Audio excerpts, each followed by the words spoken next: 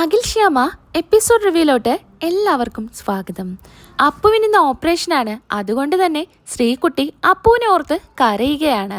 അങ്ങനെ കരയുന്ന സമയത്ത് അങ്ങോട്ടേക്ക് വസുന്ധരാമ കയറി വരികയാണ്. എന്തിനാ എൻ്റെ മോള് കരയുന്നത്? എന്തു പറ്റി എൻ്റെ മോൾക്ക്? എന്താ പറ, അച്ഛമ്മയുടെ അടുത്ത് പറ എന്ന് പറയാണ്.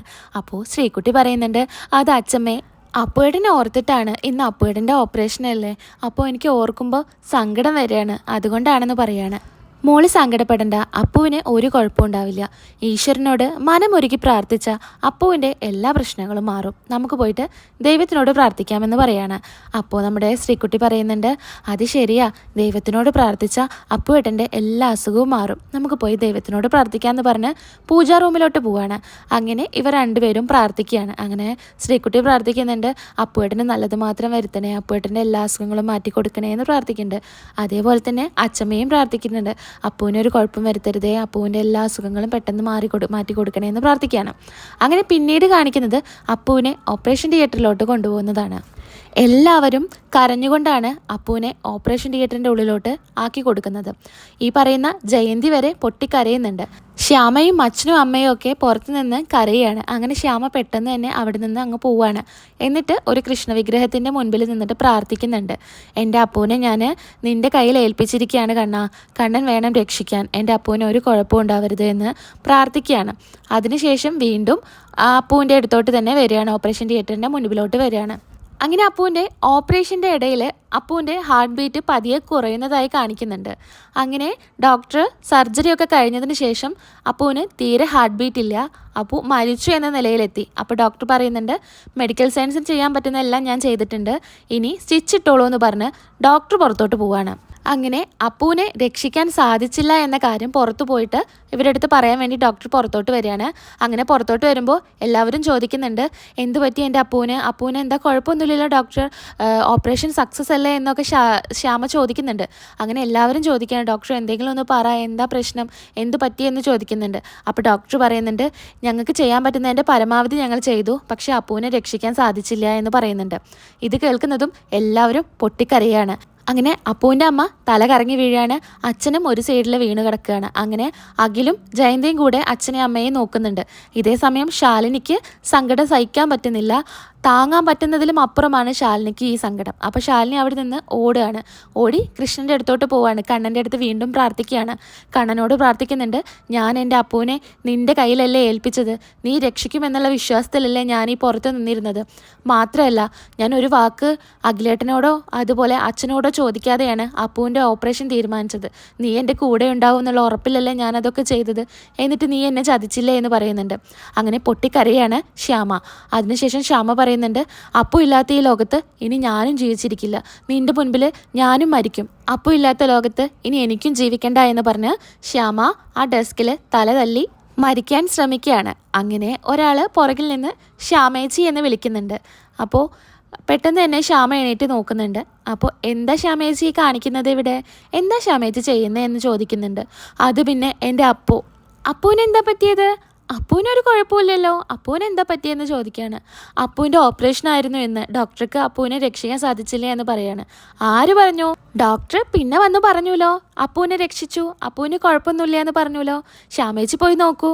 അതെങ്ങനെ സത്യമാണോ, നീ എന്നെ പറ്റിക്കല്ലേ എന്ന് പറയുന്നുണ്ട്. അല്ല ശ്യാമേച്ചി, ഞാനിവിടെ ചായ കൊടുക്കാൻ വരുന്ന ആളാണ്. അപ്പോൾ ഡോക്ടർ പിന്നെ വന്ന് പറയുന്നുണ്ട് അപ്പുവിനെ രക്ഷപ്പെടുത്തിയെന്ന് പറയുന്നുണ്ട്. ശ്യാമേച്ചി പോയതിന് ശേഷമാണ് ഡോക്ടർ വന്നിട്ട് ഇക്കാര്യം പറഞ്ഞത്.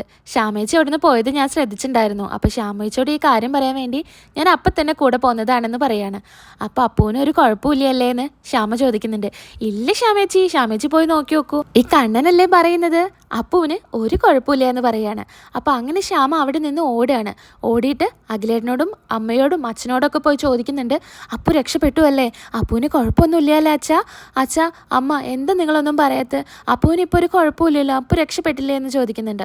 അപ്പോൾ അമ്മയും അച്ഛനൊക്കെ കരയാണ്. അപ്പോൾ അഖിൽ ചോദിക്കുന്നുണ്ട്, എന്താ ശ്യാമയെ പറ്റിയത്, എന്താ പ്രശ്നം എന്ന് ചോദിക്കുന്നുണ്ട്. അല്ല അഖിലേട്ടാ, അപ്പു രക്ഷപ്പെട്ടു എന്ന് എന്നോട് പറഞ്ഞുല്ലോ, അവിടെ ഒരു കുട്ടി എന്നോട് പറഞ്ഞുല്ലോ എന്ന് പറയുന്നുണ്ട്. അപ്പോൾ അതിനുശേഷം പിന്നീട് കാണിക്കുന്നത് അപ്പുവിന് പെട്ടെന്ന് ഒരു മിറാക്കിൾ സംഭവിക്കുകയാണ്. അപ്പുവിന് ഹാർട്ട് ബീറ്റ് തിരികെ കിട്ടുകയാണ്. പെട്ടെന്ന് തന്നെ നേഴ്സ് ഡോക്ടറെ വിളിക്കുന്നുണ്ട്. ഡോക്ടർ വന്ന് നോക്കുന്നുണ്ട്. അപ്പോൾ പറയുന്നുണ്ട്, ഇത് മിറാക്കിളാണല്ലോ, നല്ല അത്ഭുതമായി തോന്നുന്നുണ്ടല്ലോ എന്നൊക്കെ ഡോക്ടർ പറയുന്നുണ്ട്. അങ്ങനെ ഡോക്ടർ പുറത്ത് വന്ന് പറയുകയാണ്, അപ്പു രക്ഷപ്പെട്ടു, മിറാക്കിൾ എന്ന പോലെ അപ്പുവിന് പുതിയൊരു ജന്മം കിട്ടി. അപ്പുവിനി ദൈവം എത്ര കാലമാണോ ജീവിച്ചിരിക്കാൻ സമയം കൊടുത്തിട്ടുള്ളത് അത്രയും കാലം അപ്പുവിനെ ജീവിച്ചിരിക്കാമെന്ന് പറയാണ് ഡോക്ടർ. ഇത് കേട്ട് ശ്യാമയായാലും അച്ഛനും അമ്മയായാലും വളരെ സന്തോഷത്തിൽ നിൽക്കുകയാണ്. അതങ്ങനെയാണല്ലോ.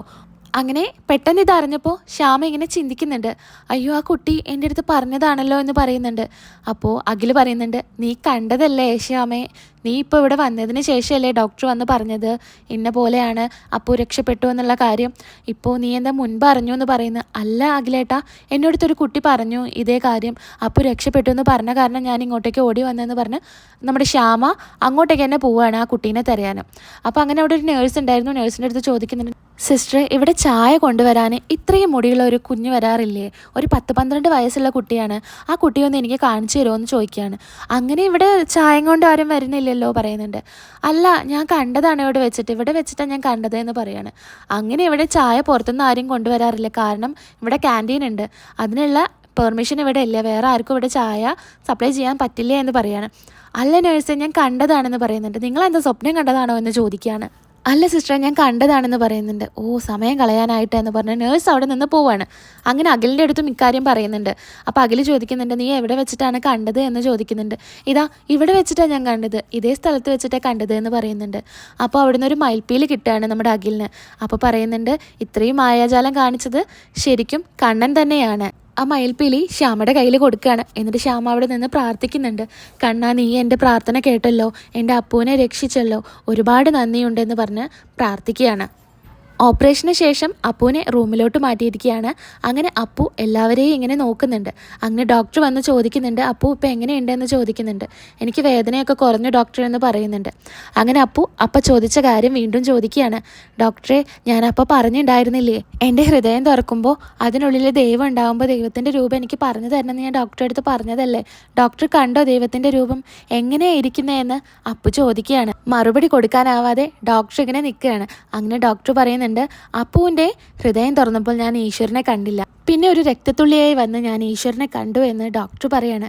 അങ്ങനെ ഈശ്വരനെ നമുക്ക് കാണാൻ സാധിക്കില്ല, നമുക്ക് അനുഭവിക്കാൻ സാധിക്കുമെന്ന് പറയാണ്. ഇതേ സമയം നേരത്തെ കണ്ട ആ കുട്ടിയെ ഇങ്ങനെ കാണിക്കുന്നുണ്ട്. അത് ശരിക്കും കൃഷ്ണനായി തന്നെയാണ് കാണിക്കുന്നത്.